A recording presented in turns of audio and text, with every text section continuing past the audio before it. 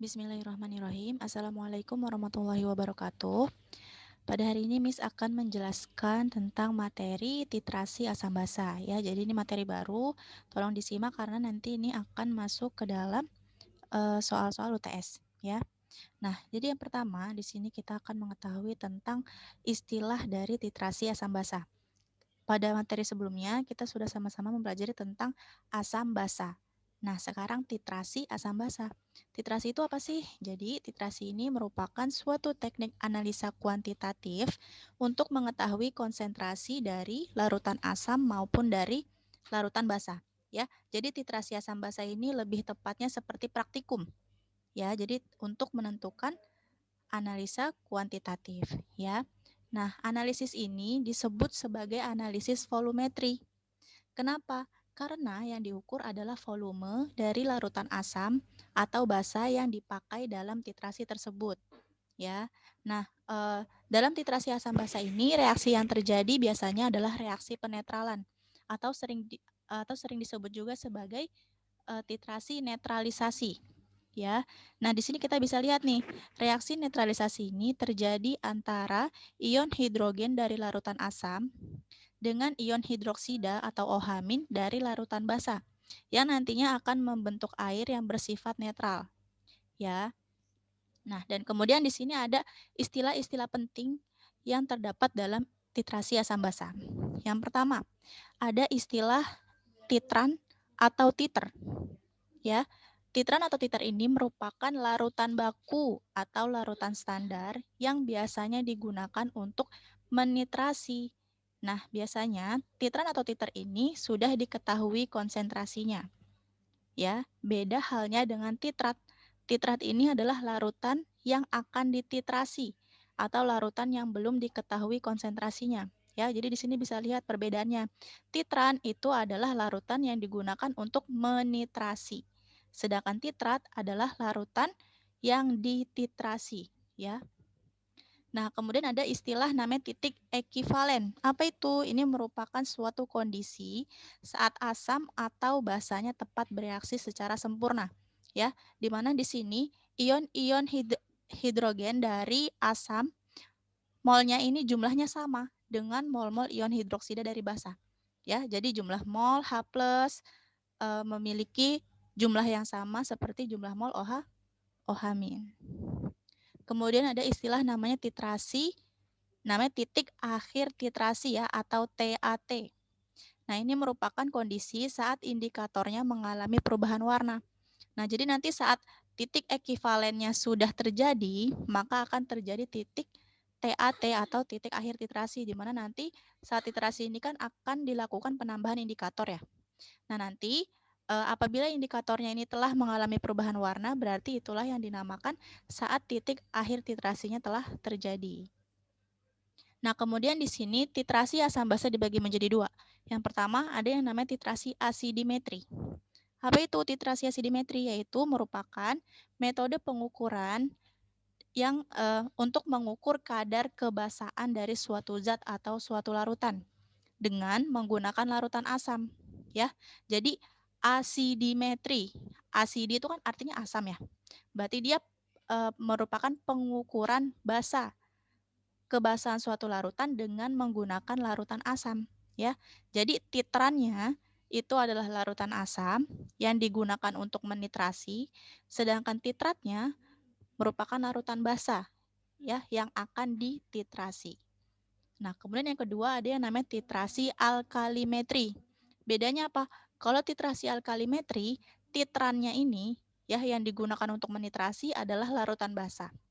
Sedangkan titratnya adalah larutan asam ya, larutan yang akan dititrasi. Nah, kemudian di sini ada macam-macam atau berbagai grafik dari titrasi asam basa. Yang pertama di sini apabila yang kita lakukan titrasinya ini menggunakan larutan basa kuat ya. Jadi titrannya basa kuat, titratnya asam kuat. Nah, grafiknya seperti ini. Nah, di sini perbandingannya adalah pH dengan volume dari titrannya ya. Jadi di sini titratnya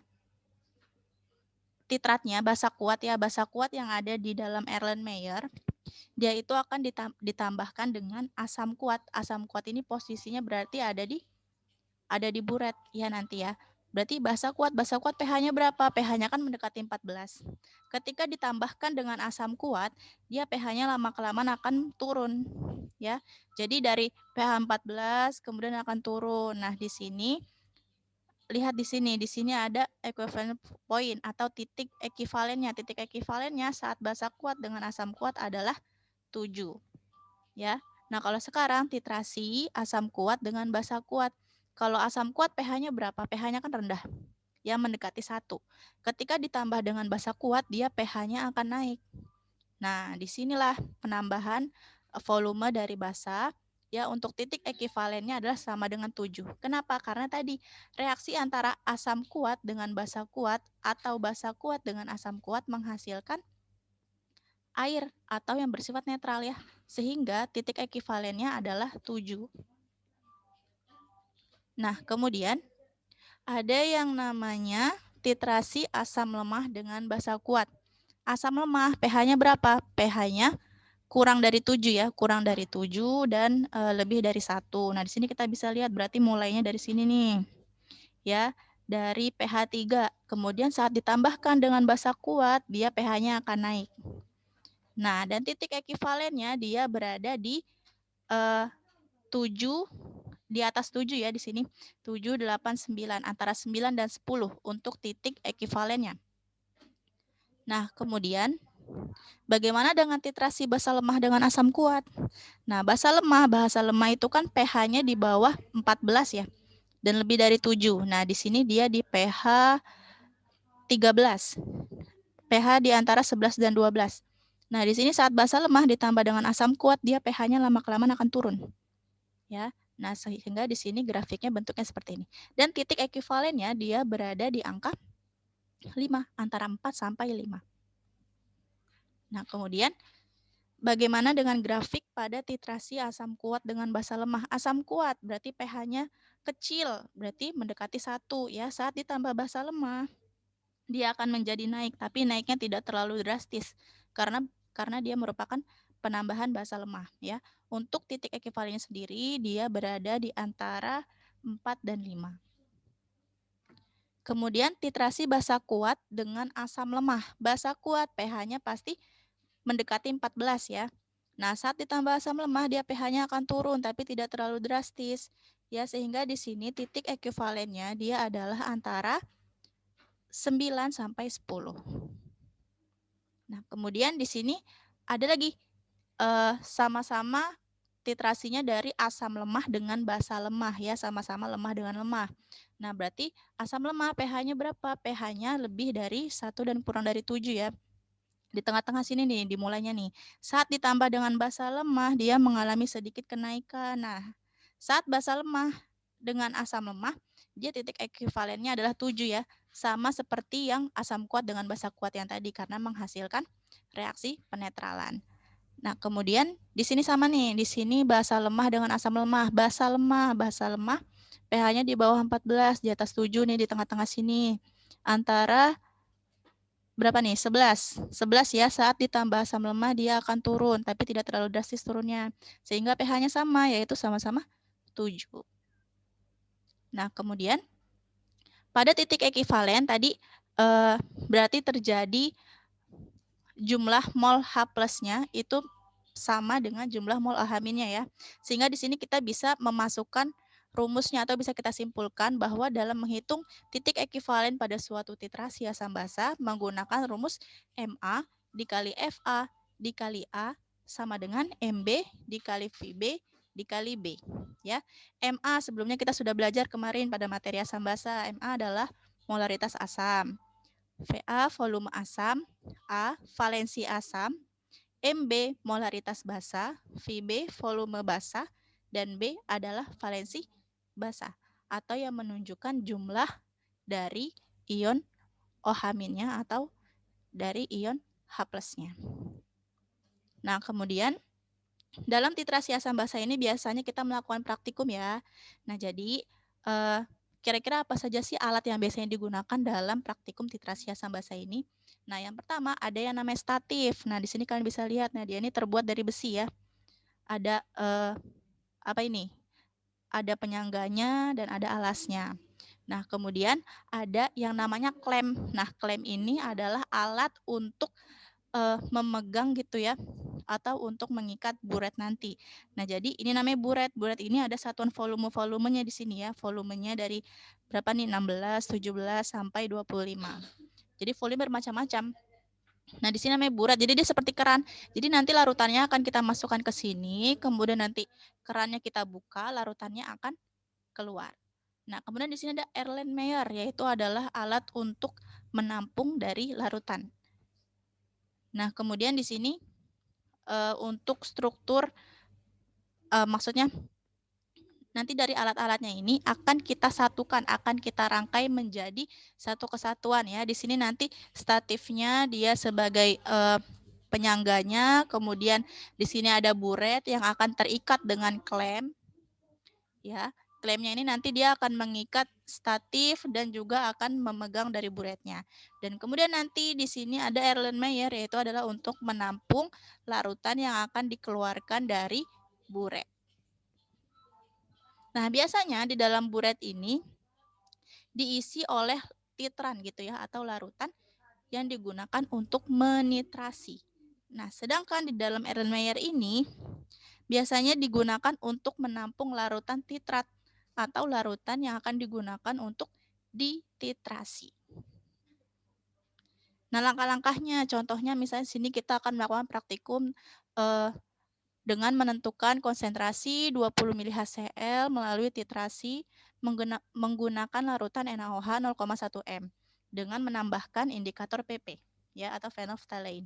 Nah, di sini seperti yang awal tadi kita sudah merangkai semua alat-alatnya, kemudian langkah-langkahnya yang pertama, kita harus memasukkan NaOH-nya terlebih dahulu ke dalam buret dengan bantuan corong ya, karena kan mulut dari buret ini kan dia sangat kecil sehingga tidak bisa jika kita langsung masukkan. Jadi membutuhkan bantuan corong. Kenapa yang ada di buretnya ini NaOH? Karena NaOH ini bertindak sebagai larutan standar atau bertindak sebagai titran. Nah, kemudian setelah kita memasukkan NaOH ke dalam buret, kita masukkan 20 mHcl ke dalam Erlenmeyer ya, karena yang bertindak sebagai titrat, dengan ditambahkan 2 tetes indikator PP. Nah, kemudian kita lakukan titrasi. Bagaimana caranya? Yaitu NaOH yang di dalam buret ini kita teteskan, kita buka kerannya secara perlahan ke dalam Erlenmeyer. Nah, nanti kemudian Erlenmeyernya kita goyang-goyangkan sehingga kedua larutan tersebut dapat bereaksi dengan sempurna. Ya. Nah, di sini kemudian penambahan NaOH-nya kita hentikan ketika sudah terjadi perubahan warna di dalam larutan Erlenmeyer ini. Ya, setelah terjadi perubahan warna, kerannya kita tutup. Kemudian kita catat berapa volume NaOH yang digunakan atau yang terpakai. Nah, di sini misalnya volume NaOH-nya yang terpakai adalah 40 mili. Nah, kemudian kita akan membahas tentang contoh-contoh soal dalam titrasi asam basa. Nah, yang pertama di sini soalnya adalah 20 mili larutan KOH dititrasi dengan HCl atau asam klorida dengan konsentrasi 0,1 molar ya. Kemudian ditambahkan indikator PP. Jika untuk mencapai titik ekivalen dibutuhkan 25 mili HCl, berapakah molaritas larutan KOH yang digunakan dalam titrasi tersebut? Nah, yang ditanya apa? Yang ditanya molaritas KOH. KOH itu kan basa. Berarti MB, molaritas basa yang ditanyakan. Nah, di sini kita tulis dulu kalau kita sudah dihadapkan dengan soal, sebelum menjawab kalian harus tulis dulu yang diketahuinya apa saja supaya kalian bisa tahu kira-kira pakai rumus yang mana ya, kayak gitu. Nah, di sini diketahui di soal apa nih? MA. Molaritas asamnya berapa? 0,1 molar. Volumenya ini adalah 25 mili HCl ya. Kemudian ada apa lagi di sini? Di sini ada volume dari basa yaitu ada 20 mili. Nah, kemudian kita tentukan valensi asam dan valensi basanya. Ya, di sini kan ada KOH, dan HCl. KOH, jumlah OH-nya ada berapa? Ada 1, berarti valensi basanya ada 1. Kemudian HCl, jumlah H-nya ada berapa? Ada 1, berarti A-nya atau valensi asamnya adalah 1. Kemudian kita masukkan rumusnya yang tadi digunakan ya. Kemudian setelah kita mengetahui semua komponen-komponen apa saja yang ada di soal, kemudian kita masukkan ya, MA-nya berapa? 0,1, dan yang ditanya apa? Yang ditanya adalah MB. Berarti cara mencari MB bagaimana? Nah, kita harus menghitung menjumlahkan semua yang berada di ruasnya masing-masing ya. Di ruas kiri setelah kita hitung hasilnya adalah 2,5. Di ruas kanan adalah 20. Kemudian untuk mencari MB berarti MB sama dengan 2,5 dibagi 20. Hasilnya adalah 0,125 molaritas.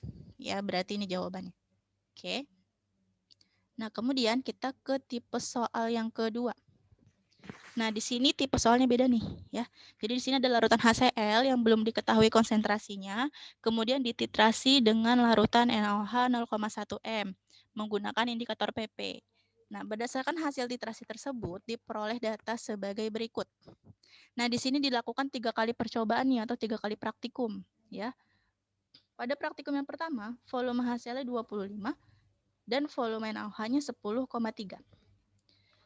Sampai percobaan yang ketiga ini datanya seperti ini. Nah, dan kemudian yang ditanya apa tadi? Yang ditanya adalah molaritas asamnya berapa? Kayak gitu, karena di sini kan sudah diketahui semua volume-volume dari maupun juga konsentrasi dari basanya. Jadi di sini yang ditanya adalah molaritas asamnya. Nah, kemudian di sini kita tulis dulu yang diketahuinya apa saja.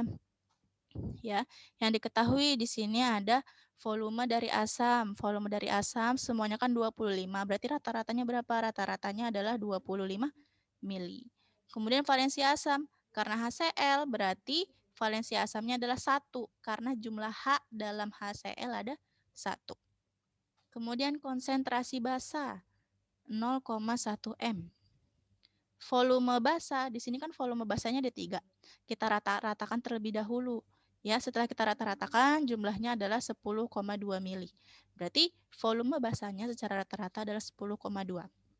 Kemudian valensi basa, karena dia NaOH, jumlah OH-nya ada 1, berarti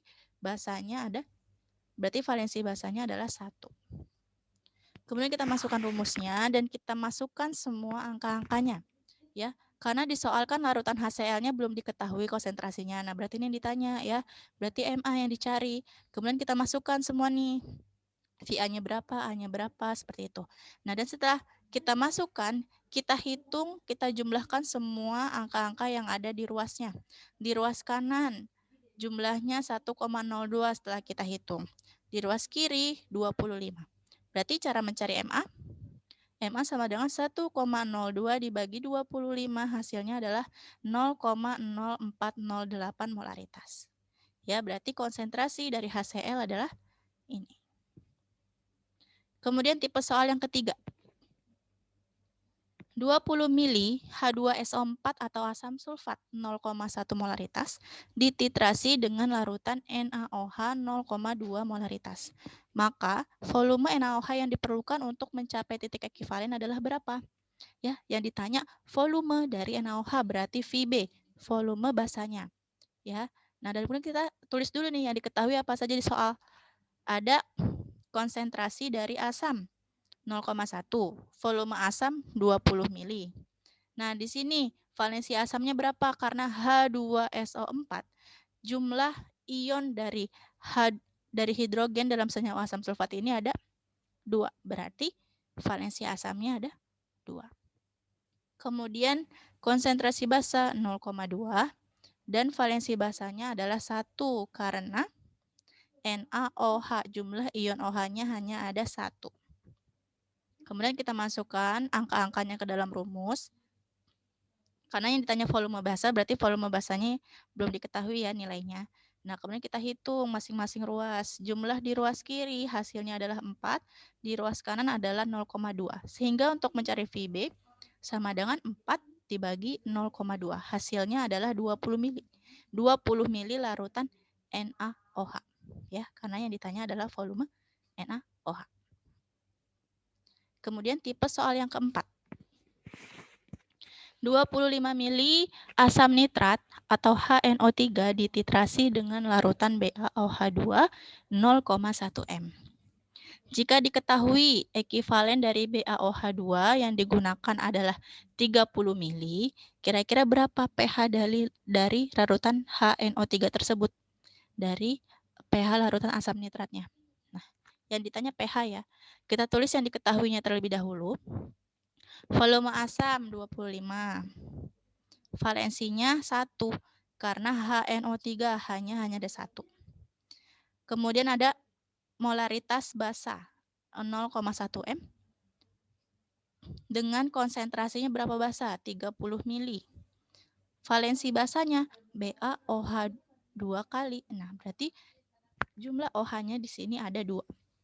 Sehingga nilai B-nya atau valensi basanya sama dengan 2. Nah, langkah pertama, sebelum menentukan pH, kita harus cari tahu dulu konsentrasi dari asam nitratnya berapa ya. Karena disoalkan hanya ada volumenya aja. Nah, kita masukkan angka-angkanya ke dalam rumus, ya, MA yang ditanya. Berarti berapa jumlahnya? Di ruas kiri jumlahnya 25, di ruas kanan jumlahnya 6 setelah dihitung ya. Berarti nilai MA-nya sama dengan 6 dibagi 25 sama dengan 0,24 atau 24 dikali 10 pangkat min 2 molaritas. Nah, kenapa Miss? Kenapa harus dijadiin 10 pangkat min 2? Untuk mempermudah menghitung pH-nya. Ya, nah sekarang setelah kita sudah mencari nilai dari molaritas HNO3, kita tentukan pH dari HNO3 tersebut. Kita masukkan rumus pH, jangan lupa ya materi sebelumnya rumusnya. Berarti kita harus tentukan konsentrasi dari ion H+-nya terlebih dahulu. Rumusnya sama dengan MA dikali A. MA-nya berapa nih yang tadi udah kita cari? 24 dikali 10 pangkat min 2.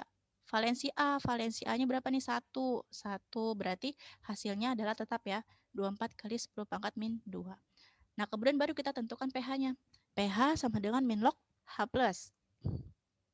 Min log H+-nya kita masukin nih, yang tadi udah kita cari.